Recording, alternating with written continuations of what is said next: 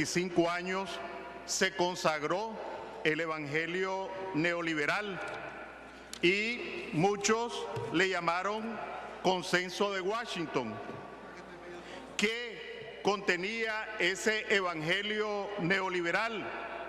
Desregulación financiera, decían, y el régimen neoliberal orteguista aplica fielmente la desregulación financiera. ¿Cuál es el resultado?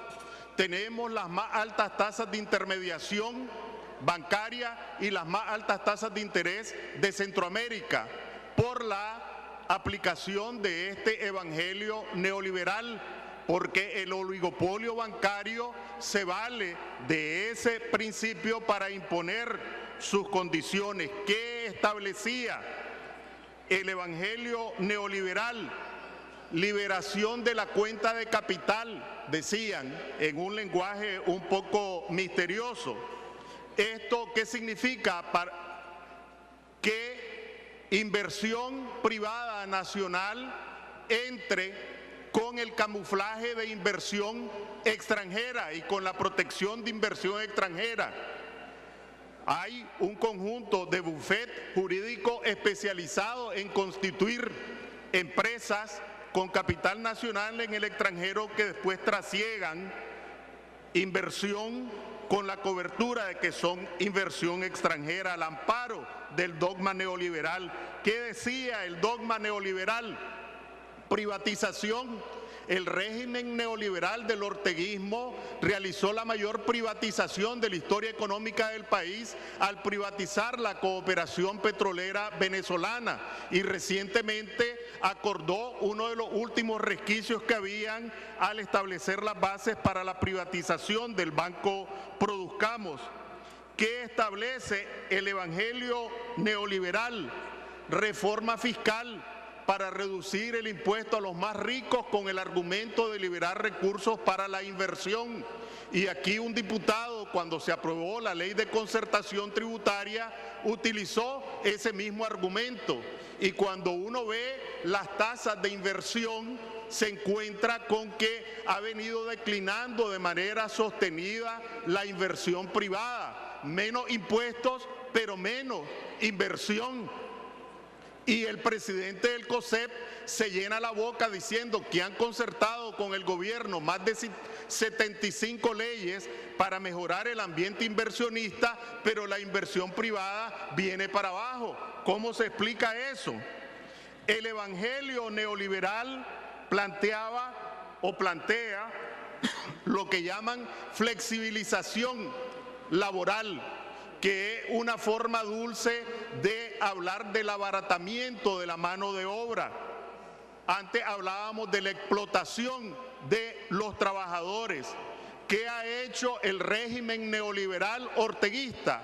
Aplicar a toche y moche la política de contención salarial, y allí tenemos congelada la ley de tercerización. ¿Qué es la tercerización? Un mecanismo neoliberal para abaratar la mano de obra alimentando el sector informal. Tenemos 80% de los ocupados en el sector informal y 50% en el subempleo por esta política salarial neoliberal del orteguismo. ¿Qué es lo que planteaba hace 25 años el evangelio neoliberal? Tasas de cambio competitivas. ¿Qué es lo que aplica el régimen neoliberal de Ortega? La política de deslizamiento de los otros gobiernos neoliberales, que empobrece día a día, disminuye salario día a día y alimenta la dolarización de la economía. Un minuto. ¿Qué planteaba el dogma neoliberal? Reducción del gasto público. Es lo que aplica el régimen neoliberal de Ortega, reducción del gasto público. Entonces, cuando vemos esta reforma presupuestaria, tenemos que recordar que es una expresión más de la política neoliberal, del régimen neoliberal de Ortega, que explica que por un lado tengamos más multimillonarios.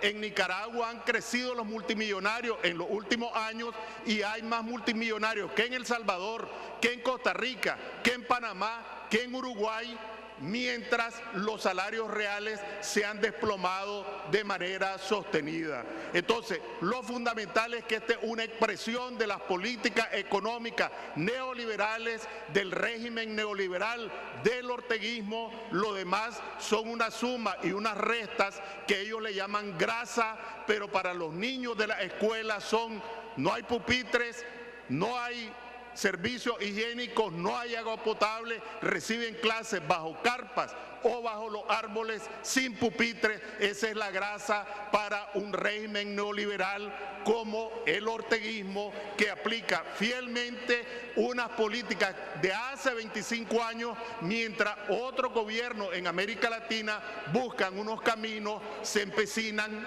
en seguir aplicando a troche y moche políticas neoliberales que solo enriquecen por un lado y empobrecen por el otro. Muchas gracias, presidente.